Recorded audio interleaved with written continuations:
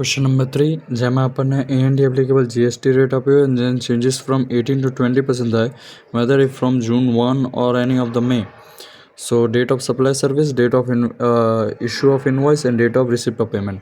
સૌથી પહેલાં format SR number and then services, issue invoices and receipt of payment and then આવે છે આપણા રેટ જે 18 to 20% આપણે એમને આલવાના છે એના માટે. અને પછી આવે છે બીજા TOS એટલે ટાઈમ ઓફ સપ્લાય. તો એમાં સૌથી પહેલામાં કંઈ નહીં આવે જૂન 9 જુલાઈ 20. એમાંથી સૌથી નાનું જે હોય એ કયું છે જૂન 9. તો જો જૂન આવે તો 20%. પછી છે મે 28 જુલાઈ 25. નાનું કયું છે મે, તો મે 28 એમાં આવશે 18%.